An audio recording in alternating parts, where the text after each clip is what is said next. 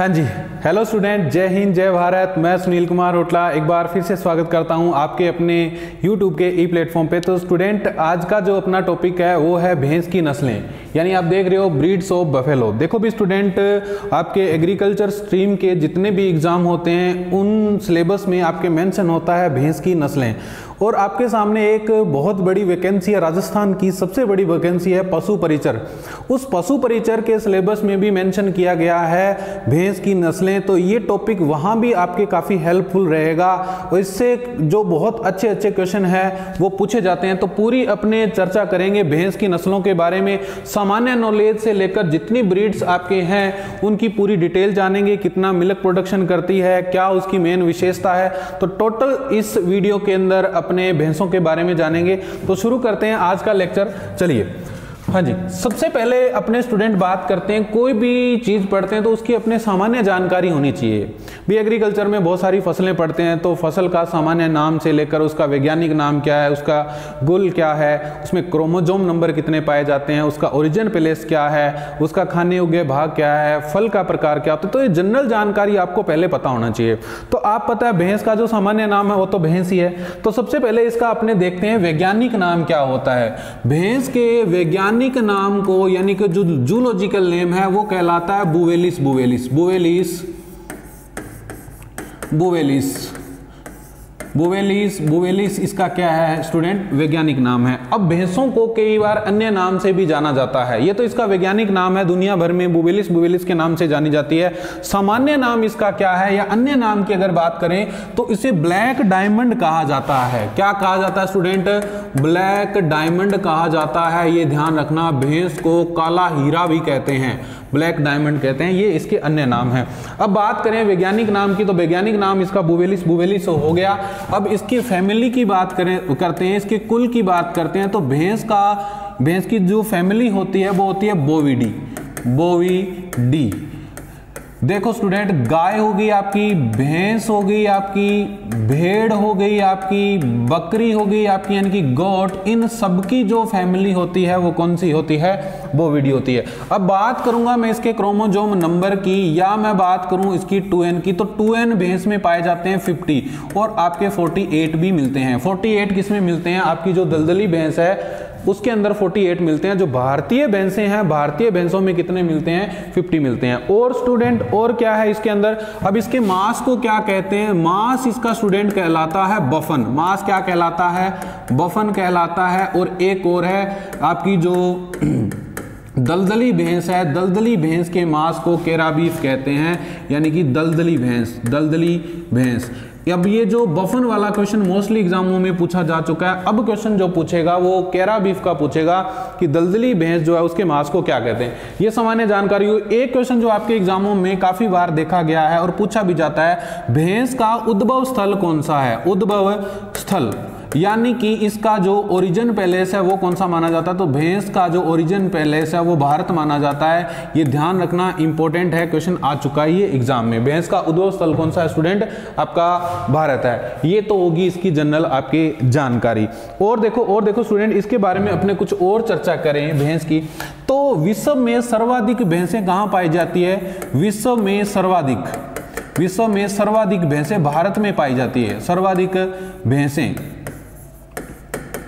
भैंसें भारत में कहां पाई जाती है। अब भारत में भी सबसे ज्यादा कहां पाई जाती है, तो भारत में पाई जाती है यूपी में। कहां पाई जाती है, यूपी में सबसे ज्यादा, यूपी में यानी कि उत्तर प्रदेश में सबसे ज्यादा। अब राजस्थान लेवल का एग्जाम है तो राजस्थान में पूछ लेता है, राजस्थान में सबसे ज्यादा कहां मिलेगी। तो स्टूडेंट ध्यान रखना, राजस्थान में सबसे ज्यादा भैंसें जो पाई जाती है आपकी, ये जयपुर जिले में पाई जाती है। कहां, जयपुर जिले में। और आपको पता होना चाहिए कि जयपुर डिस्ट्रिक्ट सबसे ज्यादा मिल्क प्रोडक्शन करता है राजस्थान में। और भारत में सबसे ज्यादा मिल्क प्रोडक्शन न्यू डाटा के अनुसार अब राजस्थान करता है, पहले यूपी था। पहले क्या था, यूपी था। और इसकी सर क्या बात करें, देखो विश्व की कितने % भैंसें भारत में पाई जाती है, तो विश्व की लगभग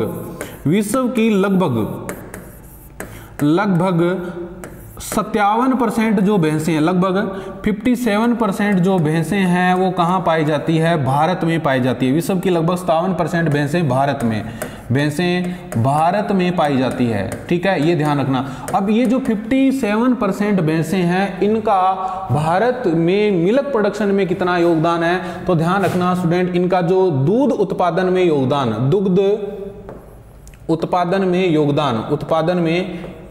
उत्पादन में योगदान कितना है, ये भी आपके लिए एक इंपॉर्टेंट क्वेश्चन बनता है। दूध उत्पादन में योगदान है स्टूडेंट इसका लगभग 49%, ये भी नए डाटा के अनुसार है। देखो, भारत में सबसे ज्यादा अगर मिल्क प्रोडक्शन होता है तो वो आपकी बफेलो से होता है। कितना? लगभग 50% हो गया। अन्य पशु 50% में आते हैं, बाकी सारे आपकी गाय बच गई, भेड़ और बकरियां बच गई, उनसे भी थोड़ा बहुत मिल्क प्रोडक्शन होता है 4% के लगभग। गायों से होता है लगभग 54% के लगभग, उसमें भी 24% आपकी विदेशी गायें हैं और आपकी 20% है जो आपकी देसी गायें मिल्क प्रोडक्शन करती है, उसमें भी क्लासिफिकेशन कर दिया। तो ध्यान रखें, विश्व की 57% भैंसें कहाँ हैं? भारत में। उन 57% भैंसों का मिल्क प्रोडक्शन में कितना योगदान है? तो 49% योगदान है। ये होगी आपकी जनरल जानकारी इसके बारे में। और सर जनरल जानकारी क्या है? देखो, भैंस के अंदर साइलेंट हीट पाई जाती है। और जनरल जानकारी क्या है? भैंस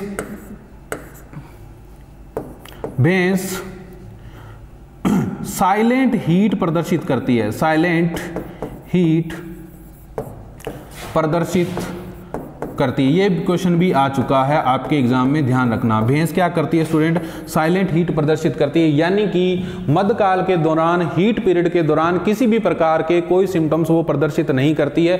ये क्वेश्चन इंपॉर्टेंट है। और सर इसमें क्या है? भैंस के अंदर एक क्रिया होती है वेलोविंग। कौन सी क्रिया? वेलोविंग किसी क्रिया क्या कहलाती है? विलोविंग को कहते हैं भैंस के तैरने की क्रिया को,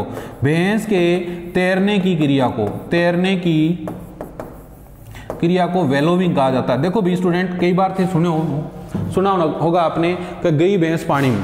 वो क्यों बोला जाता है कि गई भैंस पानी में? देखो, अपने मोस्टली देखें पंजाब हरियाणा वाला क्षेत्र देखें, जहाँ बड़े बड़े गांव हैं, उन बड़े बड़े गांवों में क्या किया जाता है कि एक क्षेत्र होता है जहाँ पशुओं को पानी पिलाया जाता है, जिसको जोड़ बोलते हैं, है ना, या बांग भाषा में छप्पड़ बोलते हैं।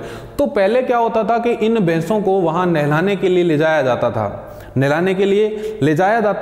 तो भैंसों के अंदर क्या होता है कि इनमें पसीने बनाने वाली ग्रंथियां नहीं होती है, पसीना नहीं आता है। और दूसरा भाई रंग को है कालो, है ना, रंग काला है। तो रंग काला क्या करेगा? उष्मा का अवशोषण अधिक करता है, गर्मी ज्यादा लगती है। दूसरी भी इनमें पसीने बनाने वाली ग्रंथियां नहीं है। तो भैंस जो है पानी में तैरना, पानी में रहना बहुत पसंद करती है। और आप कई बार घर में देखा भैंस पूरा आपका आसपास यहाँ कीचड़ कर लेगी और भी लोटपोट हो करे, क्योंकि उसको जल में रहना पसंद है, कीचड़ में रहना पसंद है। उससे उसको थोड़ा सा सुकून मिलता है। कहने का मतलब पसीने बनाने वाली ग्रंथि नहीं है, स्वीट ग्लैंड्स है ही नहीं उसके अंदर। ठीक है, तो वो अपने टेम्परेचर को मेंटेन रखती है कैसे न कैसे। तो भैंस में तैरने की क्रिया को क्या बोलते हैं? वेलोविंग।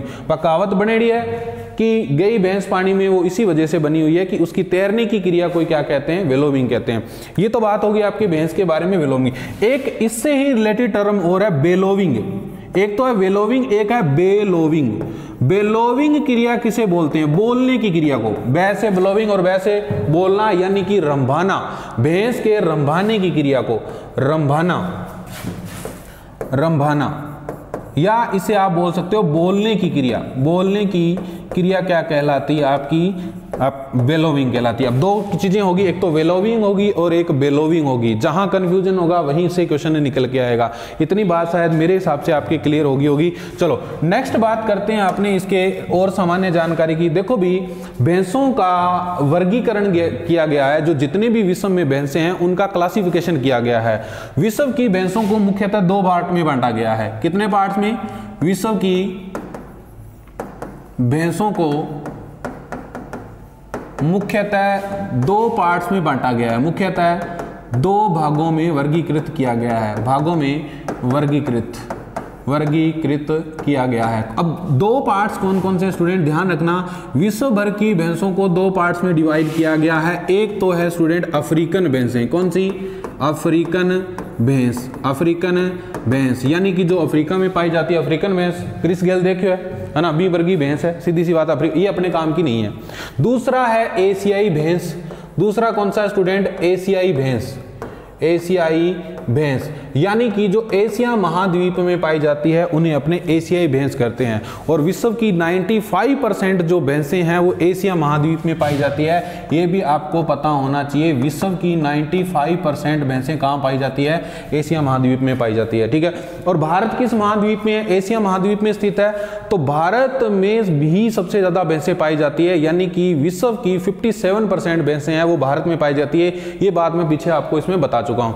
अब सर जो एशियाई भैंसें हैं इनको भी आगे डिवाइड किया गया है, इनको भी आगे दो पार्ट्स में डिवाइड कर दिया। सर ये दो पार्ट्स कौन कौन से हैं? एक तो स्टूडेंट है पालतू भैंसें, पालतू भैंसें, पालतू भैंसें जिनको अपने पालते हैं वो है पालतू भैंसें। दूसरी भैंस है जंगली भैंस, जंगली भैंस, जंगली भैंस। अब देखो जो जंगलों में रहती है वो जंगली भैंस है। आप डिस्कवरी देखते हो, डिस्कवरी में दिखाया जाता है कि जंगल में घूमती है, उनका शेर शिकार करता है, कई बार शेरों से भी इनके झगड़े हो जाते हैं, तो वो कौन सी आपकी जंगली भैंस है? ये अपने काम की नहीं है। अपने कौन सी है? जो जिन भैंसों को अपने पालते हैं वही भैंसें अपने काम की है, उनको बोलते हैं डोमेस्टिक बफेलोज। हाँ जी, ये भी दो पार्ट्स में डिवाइड किए हैं। गुरु जी यहाँ कितना पार्ट है? बस लास्ट है ना। देखो इनको भी आगे दो पार्ट्स में डिवाइड किया गया। कौन कौन से दो पार्ट्स है? देखो एक तो होती है आपकी जलीय भैंस। कौन सी स्टूडेंट? जलीय भैंस।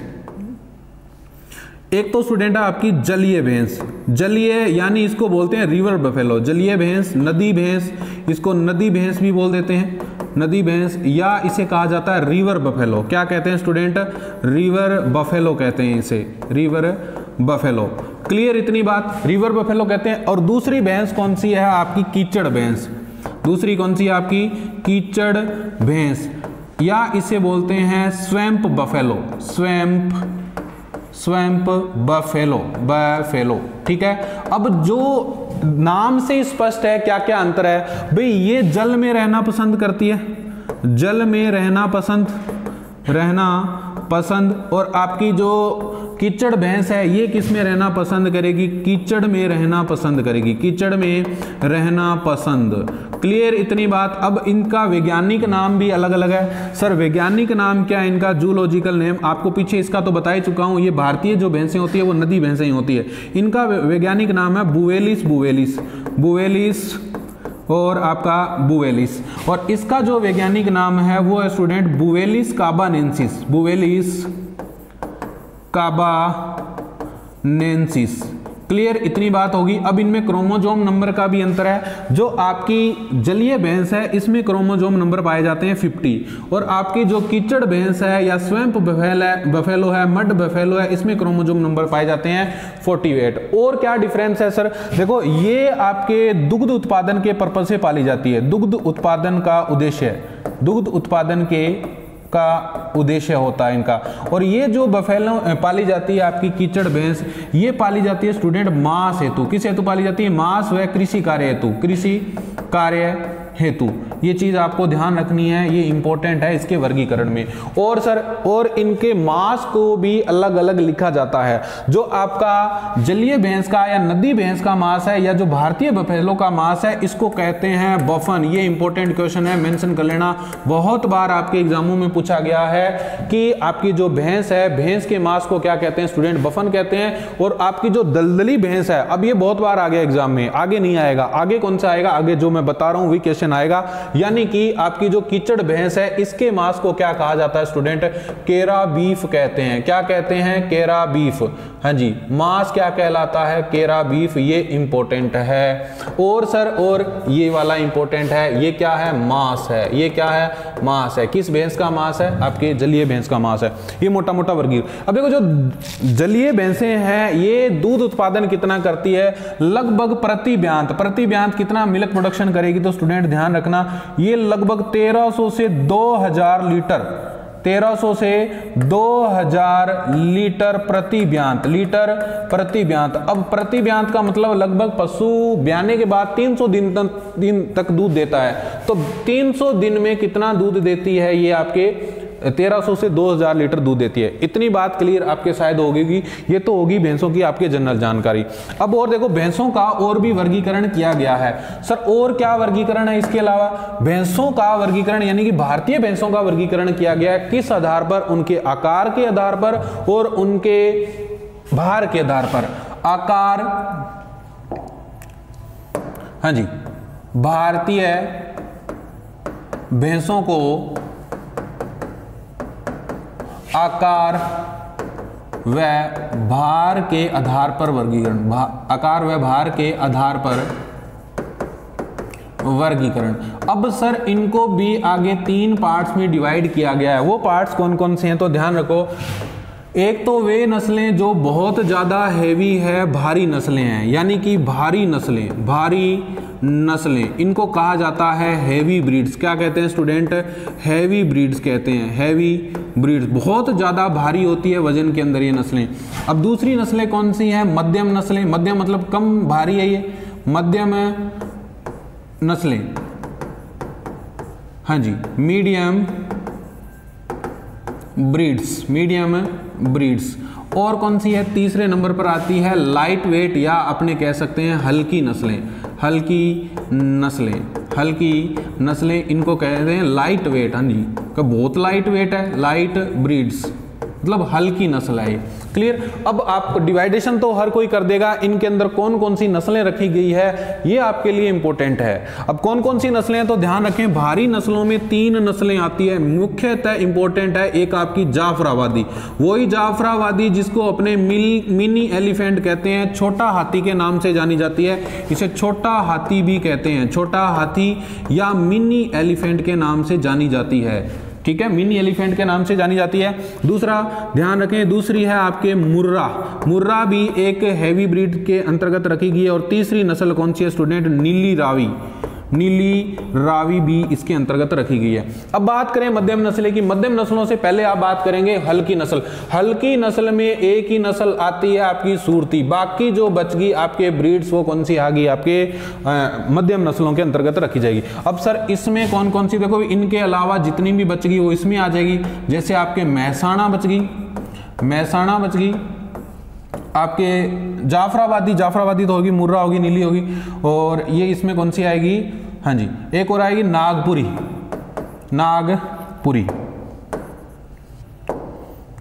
नागपुरी।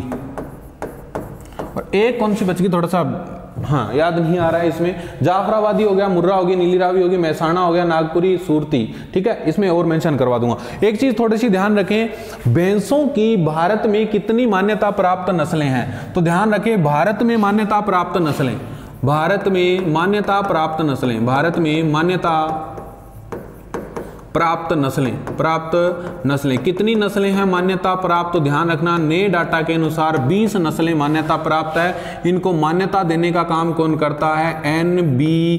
NBAGR के अनुसार है, ये के अनुसार है। ये संस्थान कहाँ पड़ता है तो ध्यान रखना, करनाल में पड़ता है। कहाँ पड़ता है? करनाल में।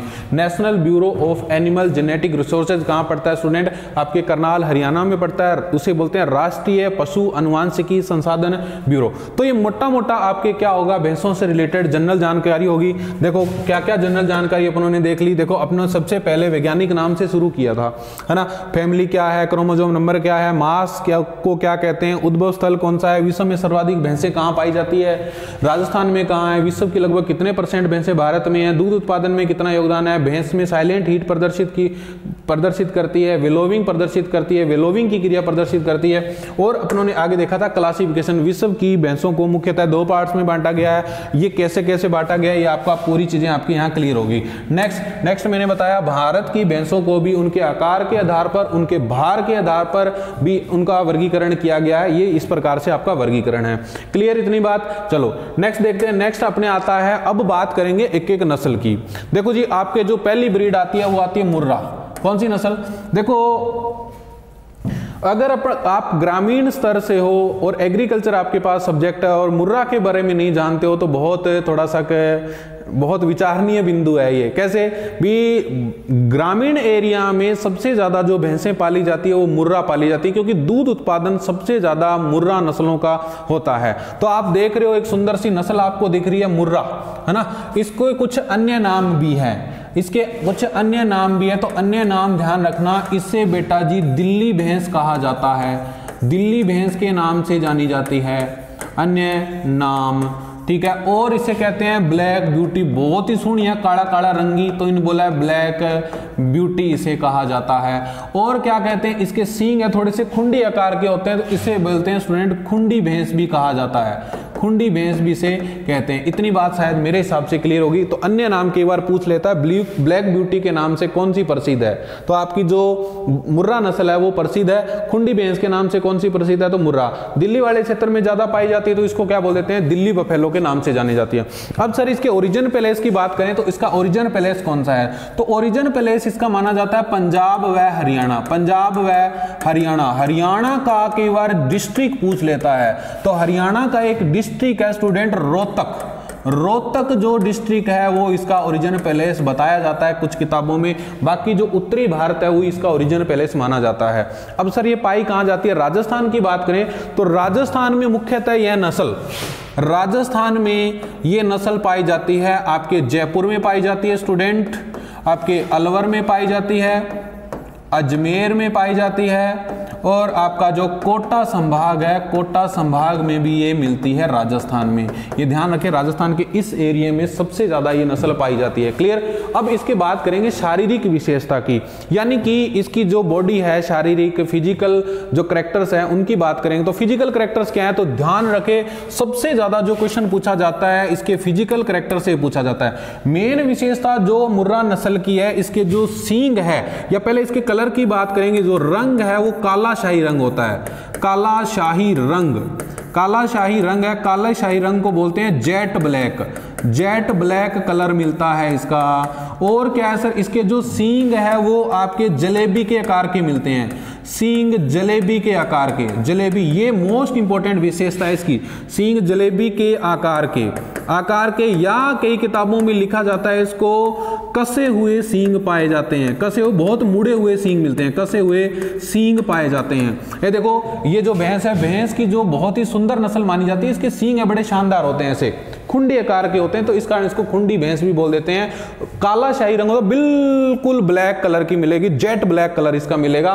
सींग है वो जलेबी के आकार के मुड़े हुए सींग होते हैं। दूसरा, इसके कसे हुए सींग के नाम से भी जानी जाती है, या कह सकते हैं इसकी विशेषता है कसे हुए सींग, मतलब बहुत मुड़े हुए होते हैं। क्लियर इतनी बात। और सर क्या है, और देखिए स्टूडेंट, ये विश्व में सर्वाधिक दूध देने वाली नस्ल है, विश्व है भारत में, विश्व है भारत में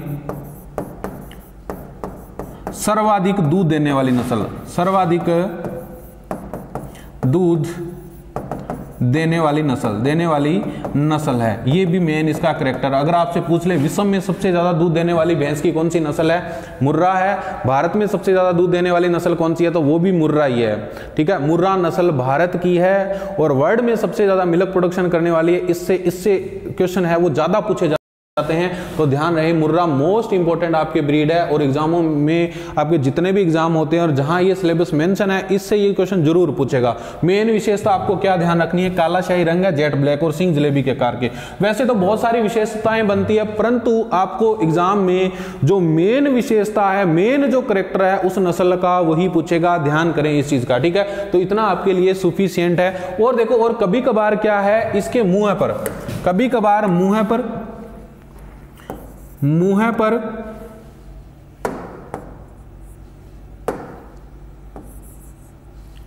अरे चल जा,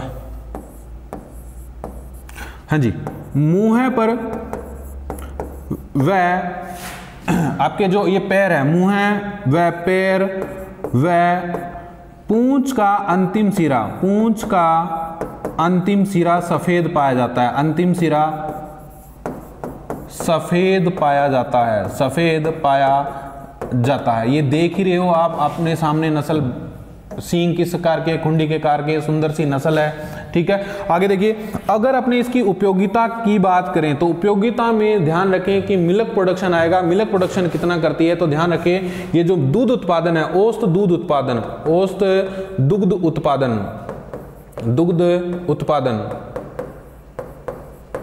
औसत इसका दूध उत्पादन है 1800 से 2500 लीटर, 1800 से 2500 लीटर इसका औसत दूध उत्पादन है प्रति ब्यांत। प्रति ब्यांत यानी कि ब्याने के बाद ये कितना मिल्क प्रोडक्शन करेगी, 1800 से 2500 लीटर करेगी। और इनका जो औसत दूध काल है गाय और भैंस का जो औसत दूध काल है, गाय व भैंस का औसत दूध काल, भैंस का औसत दूध काल कितना दिन का होता है, भैंस का औसत दूध काल, औसत दुग्ध काल कितने दिन का होता है स्टूडेंट, ध्यान रहे 300 दिन का होता है। यानी कि 300 दिन में ये कितना दूध देती है, आपके लगभग 1800 से 2500 लीटर देते हैं।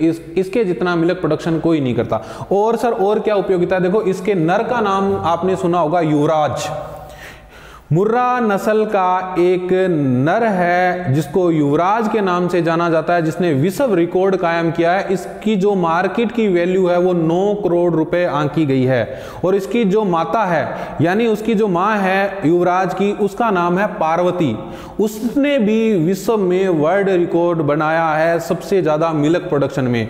तो माँ और बेटे का दोनों का रिकॉर्ड है। यानी कि जो पार्वती है उसके बच्चे का नाम है युवराज, नर का नाम है युवराज। उसकी मार्केट में वैल्यू कितनी है, कीमत कितनी है, 9 करोड़ रुपए आंकी गई है। ये चीज आपको ध्यान रखनी है। तो ये ध्यान से देख लेना, सारी की सारी विशेषताएं जो एग्जाम में आपके आने लायक है मैंने आपको करवा दी। मुर्रा नस्ल वेरी वेरी इंपॉर्टेंट है। और बाकी आप जानते हुए हरियाणा वाले जितने ही सॉन्ग सुनते हो उनमें मुर्रा झोटी, मुर्रा भैंस, तेरे फ्लेट की इतनी कीमत को नहीं, बित्ती मारक, मुर्रा झोटी खड़ी अगर है, तो बहुत जिक्र मिलता है। काफी फेमस आपकी ब्रीड है। और हरियाणा और पंजाब में जो मिल्क प्रोडक्शन होता है सबसे ज्यादा, या जयपुर का जो एरिया है आसपास का, वहां सबसे ज्यादा जो मिल्क प्रोडक्शन में योगदान है वो किसका, आपकी मुर्रा नस्ल का है। काफी फेमस ब्रीड है, आप जानते हो। अगर ग्रामीण एरिया से हो तो बहुत अच्छे से जानते हो, आपके घरों में सामान्य मिल जाएगी और विशेषता आपको पता होनी चाहिए। क्लियर, मेरे हिसाब से सारी विशेषताएं इसकी क्लियर होगी। नेक्स्ट बढ़ते हैं, नेक्स्ट ब्रीड कौन सी आती है, नेक्स्ट आती है जी भदावरी।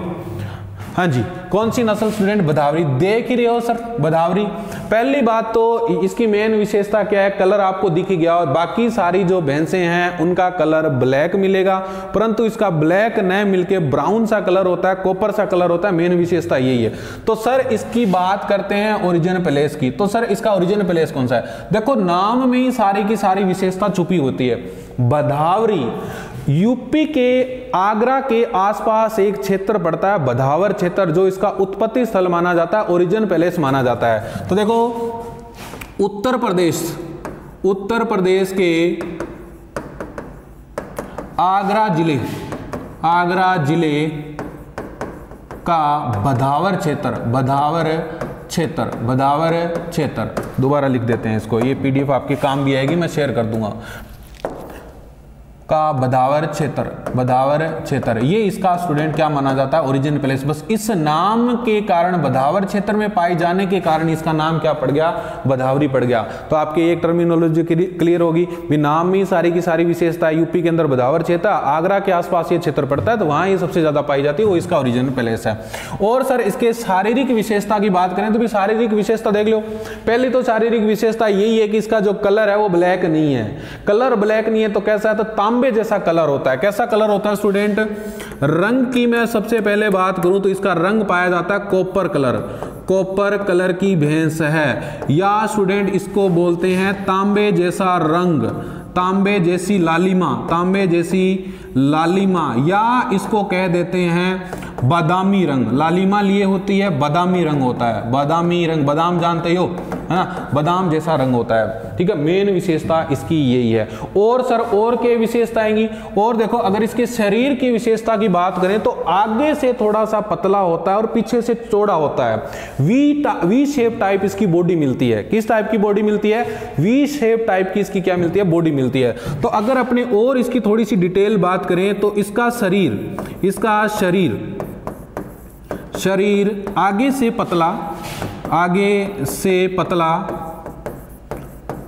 व पीछे से चौड़ा होता है, चौड़ा, यानी कि इन बॉडी के पाई जावा वी शेप बॉडी हो है। आपकी बॉडी को बड़ो ध्यान रखें, ठीक है, हीरोइन के साथ तुलना करके चला है ना, फिगर बड़ो मेंटेन रखा है। तो वी शेप क्या पाई जाती है, इसकी बॉडी पाई जाती है। क्लियर इतनी बात, ठीक है। तो मेन विशेषता ये। और सर और इसका जो अयन क्षेत्र होता है ना स्टूडेंट, ये वाला अयन क्षेत्र ये बहुत छोटा होता है। ठीक है, अयन क्षेत्र छोटा होता है, अयन क्षेत्र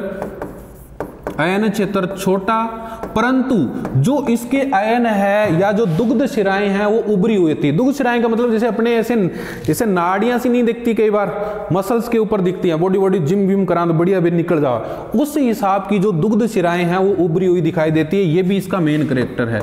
दुग्ध शिराएं क्या होती है स्टूडेंट? उभरी हुई होती है। दुग्ध शिराएं उभरी हुई, शिराएं उभरी हुई, उभरी हुई, ये भी इसकी मेन विशेषता है। अब ज्यादातर एग्जाम में जो क्वेश्चन पूछा गया है वो इससे रंग से रिलेटेड आता है। ऐसी कौन सी नस्ल है जिसका कलर है वो कॉपर कलर पाया जाता है? तो आपकी भदावरी है, आप देख ही रहे हो। दुग्ध शिराएं उभरी। और देखो इसके सींग जो हैं, सींग ध्यान से देखना, सींग पीछे की ओर मुड़े हुए होते हैं। सींग पीछे की ओर मुड़े हुए, पीछे की ओर, पीछे की ओर मुड़े हुए, मुड़े हुए, पीछे की ओर मुड़े हुए। क्लियर इतनी बात? देखो ये सींग है, गर्दन की पीछे की तरफ मुड़े हुए सींग है आपके। क्लियर इतनी बात? ठीक है, तो सारी की सारी विशेषताएं आपको इस डायग्राम में, इस फिग में दिख रही है। अब बात करते हैं इसकी उपयोगिता की। देखो भी स्टूडेंट, इस भैंस का औसत दुग्ध उत्पादन, औसत दुग्ध उत्पादन कितना होता है?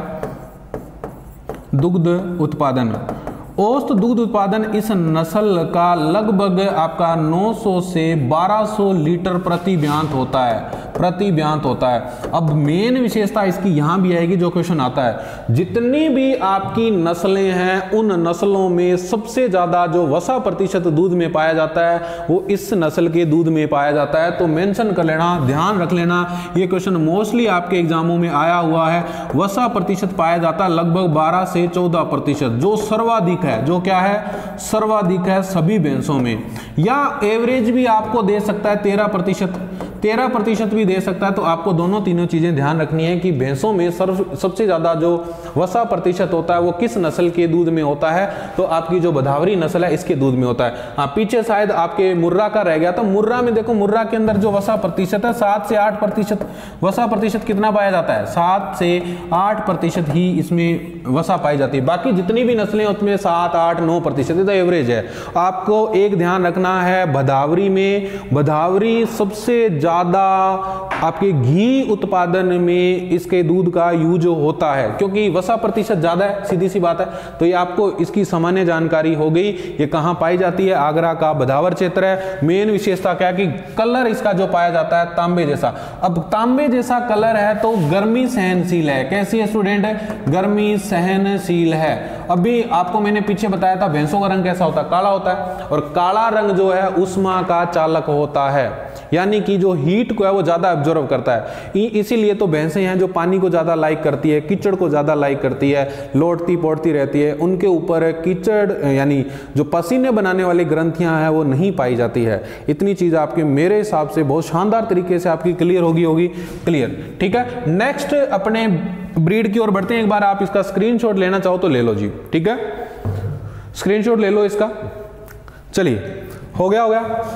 नेक्स्ट ब्रीड की ओर बढ़ते हैं। नेक्स्ट ब्रीड आती है जी जाफराबादी। कौन सी नस्ल है? अब देख ही रही हो, जाफराबादी काफी भारी भरकम नस्ल है, नाम से स्पष्ट है, जाफराबादी। अब सारी की सारी विशेषता इसके नाम के अंदर ही है। सारी की सारी जो विशेषता क्या है स्टूडेंट? इसके नाम के अंदर है। हाँ जी, आप इसका जब ओरिजिन प्लेस पढ़ते हो तो ये गिर के जंगलों के आसपास मिलती है। तो गिर के जंगल कहाँ पड़ते हैं? गुजरात में।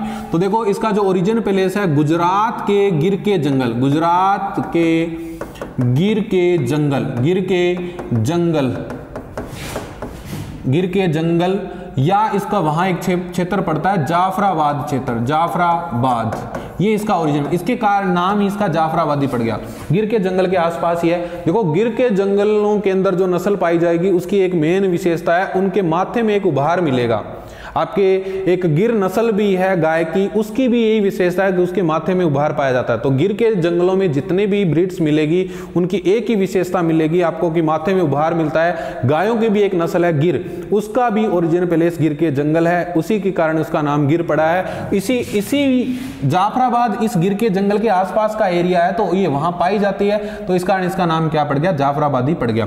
अब सर शारीरिक विशेषता देखो, शारीरिक विशेषता स्टूडेंट आप देख ही रहे हो, शारीरिक विशेषता आप देख रही हो। इसका जो माथा है, माथा बहुत चौड़ा होता है और उभरा हुआ होता है। माथा चौड़ा, शारीरिक विशेषता क्या हो जाएगी स्टूडेंट?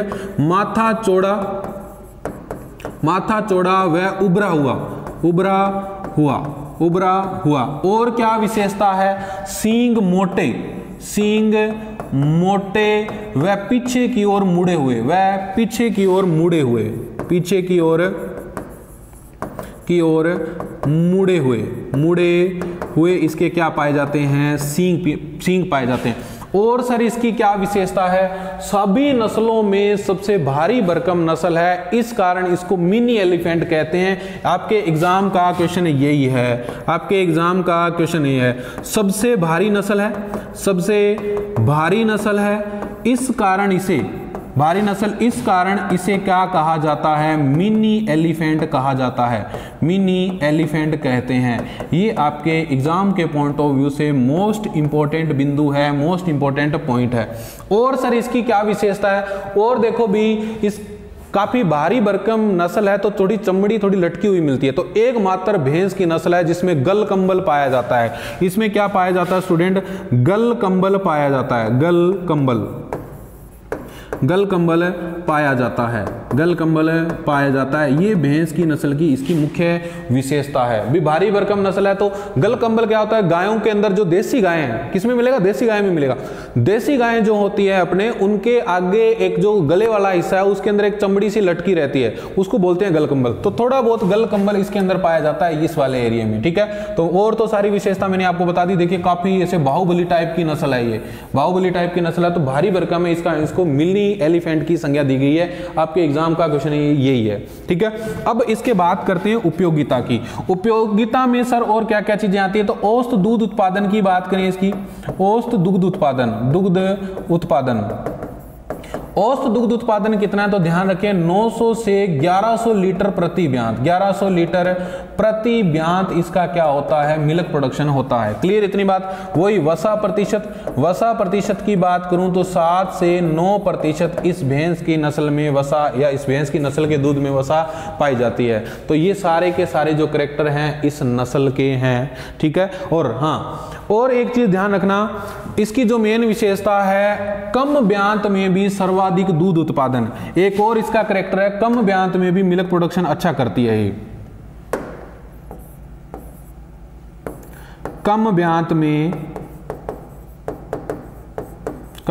में सर्वाधिक दूध उत्पादन, सर्वाधिक दुग्ध उत्पादन कितना सर? लगभग 7 माह में ही बहुत अच्छा दूध उत्पादन करती है। तो मेरे हिसाब से आपकी जो जाफराबादी नस्ल है वो क्लियर होगी। Clear student. चलो नेक्स्ट जो अपने नस्ल आती है वो है नीली रावी।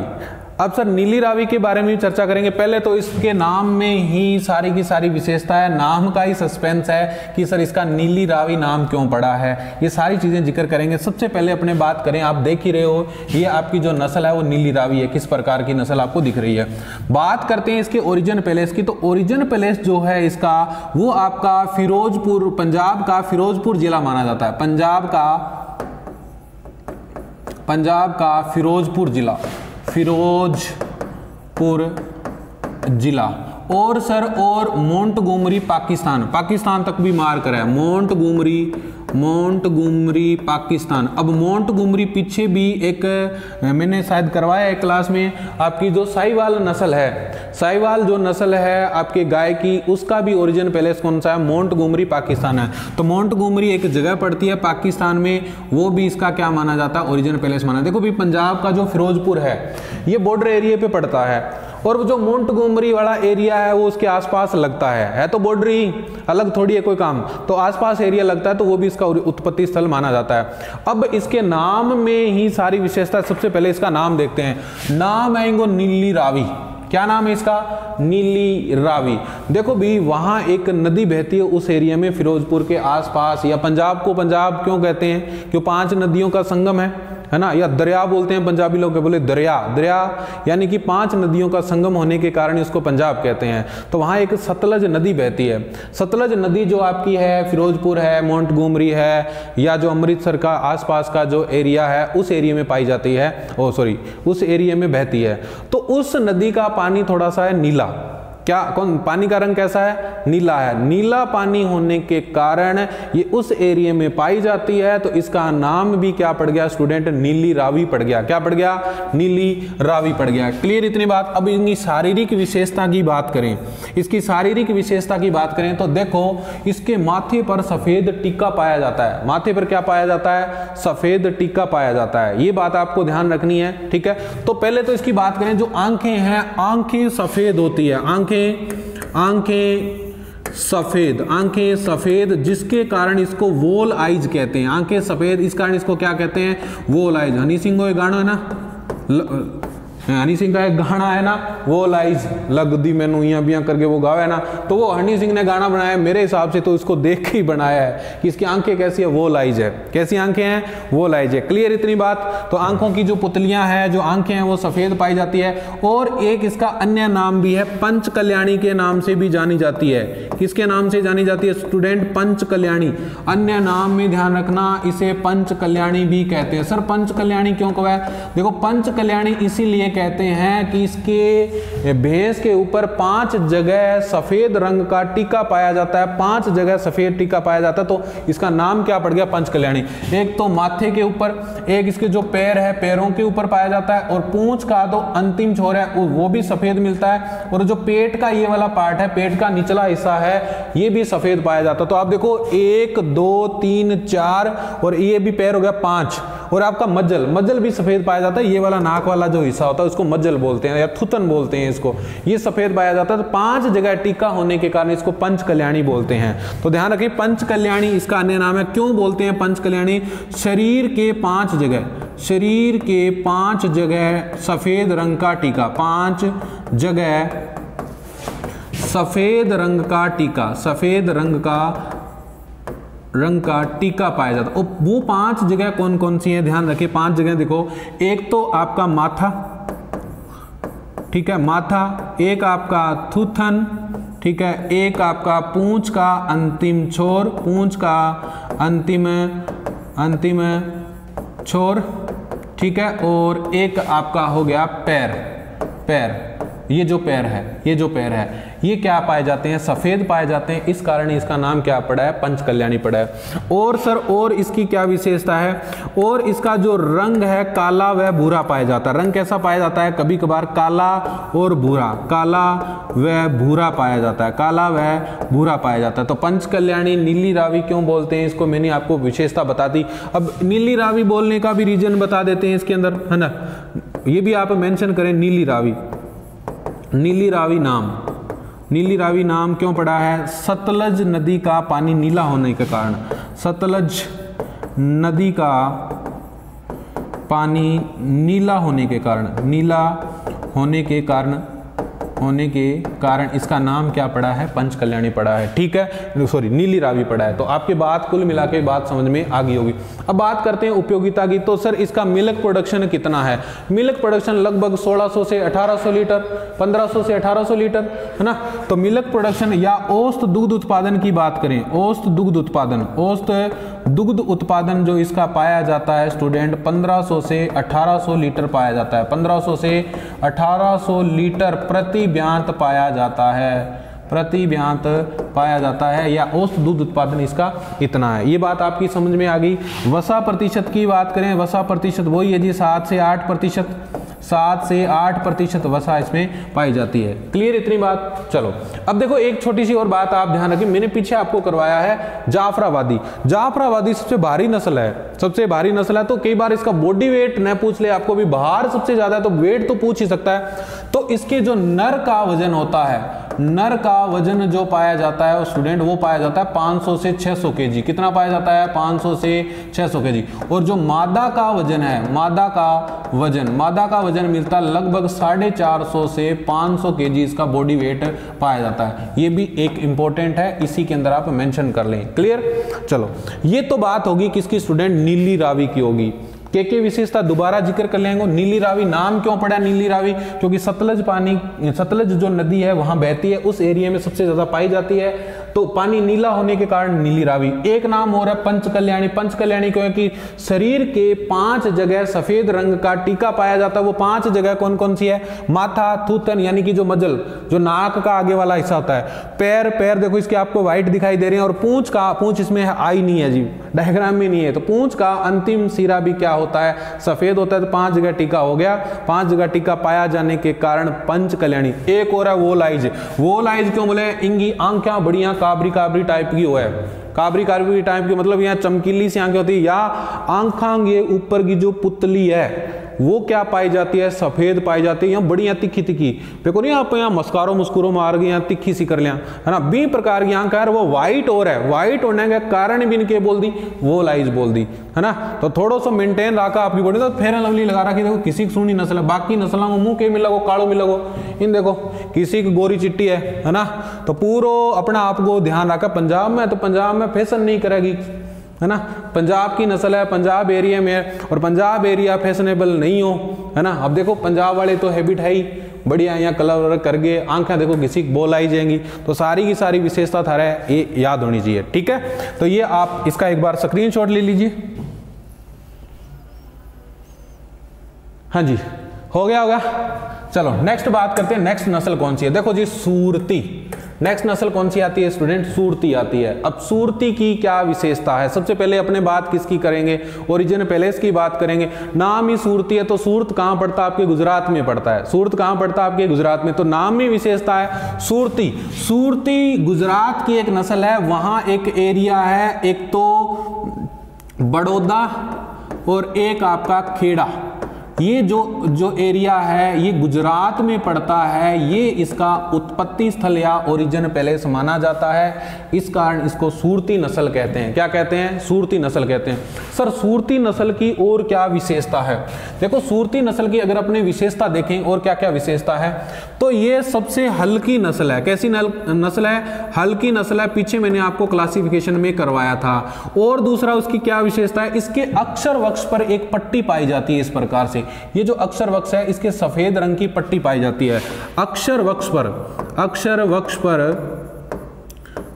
पर सफेद रंग की पट्टी, सफेद रंग की पट्टी पाई जाती है। अब मेन विशेषता आएगी इसकी, वो देखो इसके जो सींग है वो हंसिया आकार के मिलते हैं। सुपरवाइजर 2018 एग्रीकल्चर सुपरवाइजर 2018 में ये क्वेश्चन आ चुका है। तो ध्यान रखना जो सींग है, सींग किस आकार के मिलेंगे स्टूडेंट? सींग दरांती के आकार के, सींग दरांती के आकार के, दरांती के आकार के, या इनको बोलते हैं सिक्कल सेल। क्या बोलते हैं? सिक्कल किसको बोलते हैं? दरांती को बोलते हैं। सिक्कल सेल्स टाइप मिलते हैं। सिक्कल सेल्स टाइप इसके क्या मिलते हैं? हॉर्न मिलते हैं, सींग मिलते हैं। तो दरांती के आकार का सींग मिलेगा। दरांती को नहीं हो अपने जो अपने इस प्रकार के ऐसे सींग मिलेंगे इसके, ठीक है, इस प्रकार के ऐसे सींग मिलेंगे। जी हाँ, कामरेड को थे निशान देखो, अरे चुनाव में थोड़ी बहुत रुचि तो कामरेड का निशान आता है, उसके साथ एक हथौड़ा सा टाइप का और एक दरांती इस प्रकार का निशान दिखाते हैं। जो दरांती है उस दरांती के आकार के सींग मिलते हैं। क्वेश्चन ये है, मोस्ट इंपॉर्टेंट जो क्वेश्चन है आपका यही बनता है। ये सुपरवाइजर 2018 में पूछा जा चुका है। किस में पूछा जा चुका है स्टूडेंट? सुपरवाइजर 2018 में ये क्वेश्चन पूछा जा चुका है। और इसकी कोई मेन विशेषता नहीं है इतनी ज्यादा, ठीक है। ये मेन चीज है वो यही पूछेगा आपसे, मेन चीज आपको यही पूछेगा, ठीक है। और क्या है वो आप देखते हो, कलर जो है वो रंग कैसा मिलता है इसका? व्हाइट मिलता है। रंग सॉरी व्हाइट नहीं, ब्लैक। रंग कैसा मिलेगा इसका?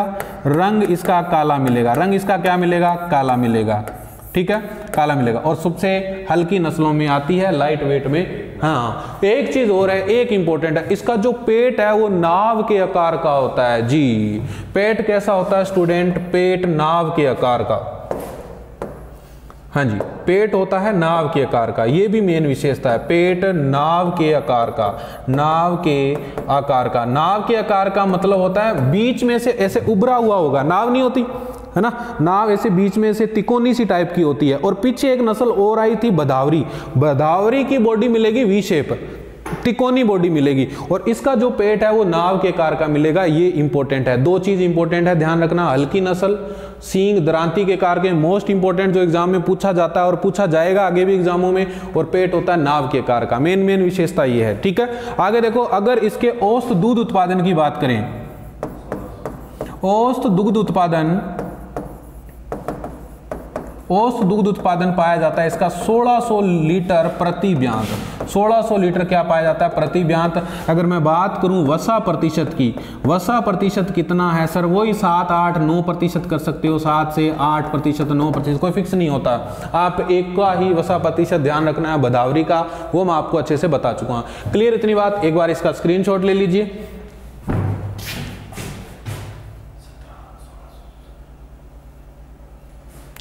चलिए नेक्स्ट देखो, नेक्स्ट आती है जी मेहसाणा।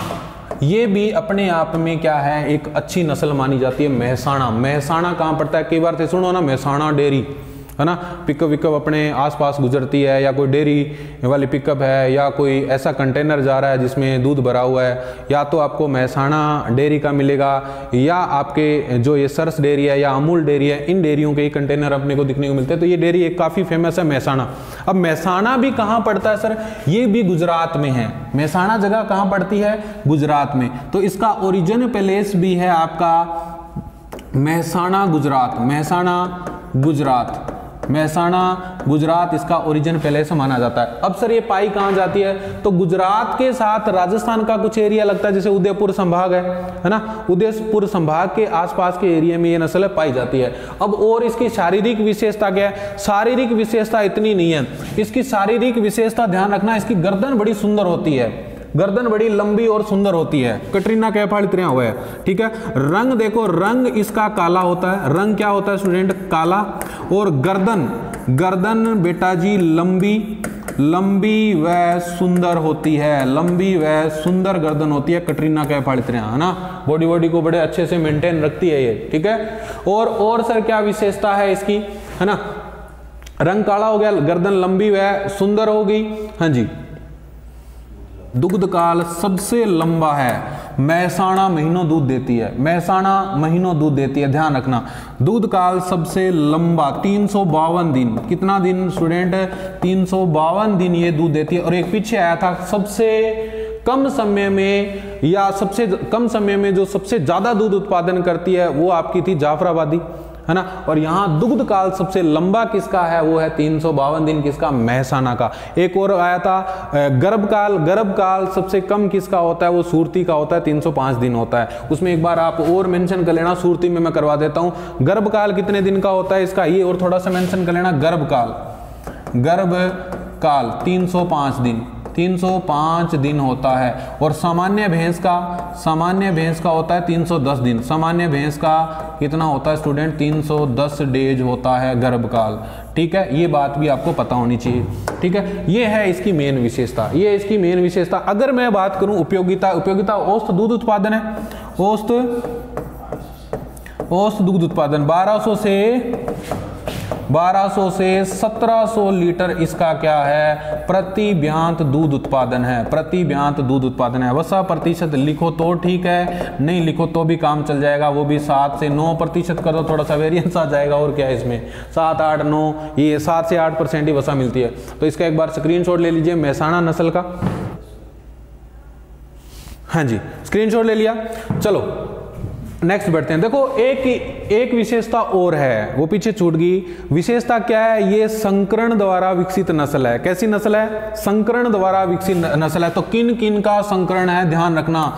ये भी क्वेश्चन आपके सुपरवाइजर में आ चुका है, सॉरी ये छूट गया था, सुपरवाइजर का क्वेश्चन संकरण द्वारा विकसित है। किन किन का संकरण है, ध्यान रखना। मुर्रा और सूरती का संकरण है। ये सुपरवाइजर 2018 वाला जो पेपर था उसमें ये क्वेश्चन आया था, मुर्रा और सूरती का संकरण है। इसके लिए ट्रिक है, ट्रिक क्या है सर, MMS याद रखना, MMS याद रखना, MMS याद रखना। यहां से मतलब मुर्रा, आपकी मुर्रा, ये कौन सी नस्ल होगी, मेहसाणा, मुर्रा और सूरती का संकरण है। ये आपकी मेहसाणा, मुर्रा और सूरती। कहीं इसमें भी इसकी विशेषता आ जाती है, मुर्रा और आपकी सह से सूरती, सह से सूरती, ठीक है। तो इसमें भी इसकी कहीं ना कहीं विशेषता, पर इतना ये स्टिक नहीं बैठता है। MMS आप याद रखें, पहला वायरल होता है कि MMS बना दियो, है है ना। अब तो वीडियो वायरल होते हैं, पहले MMS वायरल होते थे, है ना।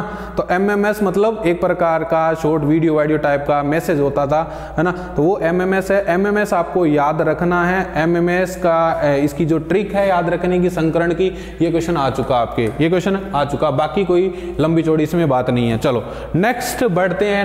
नेक्स्ट नस्ल जो आपने स्टूडेंट आती है वो है टोडा। देखो इसके नाम में सारी की सारी जो विशेषता छुपी हुई है। टोडा नाम इसका क्यों पड़ा है? देखो भी, जो आपका तमिलनाडु का एक क्षेत्र है नीलगिरी या रत्नागिरी भी बोल देते हैं, नीलगिरी, मेनली नीलगिरी क्षेत्र के अंदर एक वहां एक जनजाति पाई जाती है। उस जनजाति के द्वारा इसका पालन किया जाता है, उस जनजाति को टोडा कहते हैं। इस नस्ल का नाम वहीं से पड़ गया टोडा। जनजाति वो पालन करती तो नाम क्या पड़ गया इसका? टोडा पड़ गया। क्लियर इतनी बात? ठीक है। तो जो टोडा नस्ल है इसका ओरिजिन पैलेस आपकी तमिलनाडु का नीलगिरी क्षेत्र, नीलगिरी या स्टूडेंट इसका रत्नागिरी क्षेत्र, वहां एक जनजाति पाई जाती है। जनजाति का क्या नाम है? टोडा। उस जनजाति द्वारा पालन किया जाता है। टोडा जनजाति द्वारा पालन, इस कारण नाम क्या पड़ गया? इसका टोडा पड़ गया। अब इसकी और विशेषता देखते हैं, शारीरिक विशेषता आप देख रही हो, एक मजबूत प्रकार की नस्ल है, बॉडी इसकी मजबूत पाई जाती है। और मेन इसके विशेषता क्या है? इसके जो सींग है तलवार जैसे पाए जाते हैं, सींग तलवार की भांति इसके सींग मिलते हैं। देख ही रहे हो आप, ये देखिए, है ना, तलवार की भांति क्या मिलते हैं? सींग मिलते हैं। दूसरा, मनोरंजन हेतु पाली जाती है। मनोरंजन, गेमिंग के पर्पज से पाली जाती है। ये आप फोटो देख ही रहे हो कि किस पर्पज से पालते हैं इस नस्ल को? मनोरंजन के पर्पज से पालते हैं। साउथ वाली मूवियाँ कौन देखोगे? बांग अंदर एक बहुत बड़ा मैदान होता है, उसके अंदर एक भैंसे को घुसा दिया जाता है और उस आदमी को वहाँ लड़ाया जाता है उसके साथ, वो बच के इधर से उधर भागता है। तो वो कौन सी नस्ल काम में लेते हैं? टोडा नस्ल ही काम में लेते हैं। एक आपकी और है, मनोरंजन के पर्पज से मुर्गियों में नस्ल आती है, उस नस्ल का नाम है असील। उस नस्ल का क्या नाम है? असील। वो भी आपके साउथ एरिया में पाली जाती है। और किस पर्पज से पाली जाती है? गेमिंग के पर्पज से पाली जाती है। कौन सी नस्ल है आपकी मुर्गियों की? असील। और भैंस की कौन सी नस्ल है? टोडा, जो गेमिंग के पर्पज से पाली जाती है। ये आप डायग्राम देख रहे हो और ये आपकी जो टोडा नस्ल है वो देख रहे हो। अब ये एक और क्या विशेषता है? ये एक प्रकार की साहसी नस्ल है। कैसी है? साहसी नस्ल है और आपके टाइगर के साथ मुकाबला कर लेती है। टाइगर के साथ, अब साउथ वाला तो गुण आई सीम, टाइगर के साथ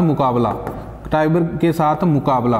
भाई साउथ, ये तो साउथ वाली मूवियां देखो यो, है ना, एक मतलब लफेड़े में 20-20 आदमी उड़ा देते हैं वो, तो कहीं ना कहीं वो सारे के सारे गुण है। काफी साहसी प्रकार की नस्ल है, टाइगर से मुकाबला कर लेते हैं। कोई उपयोगिता विशेष नहीं है, दूध उत्पादन आपसे कोई नहीं पूछेगा, है ना। गेमिंग के पर्पज से पालते हैं, बस जंगली प्रकार की नस्ल है।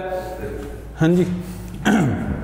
तो दूध उत्पादन लिखो तो लिखो, नहीं कोई आवश्यकता नहीं है। ठीक है, चलो नेक्स्ट बात करते हैं अपने अदर इंपॉर्टेंट पॉइंट की। भाई भैंसों से कुछ अदर इंपॉर्टेंट पॉइंट भी है जो आपको पता होना चाहिए। पहली बात, भैंसों का जो अनुसंधान केंद्र है, केंद्रीय भैंस अनुसंधान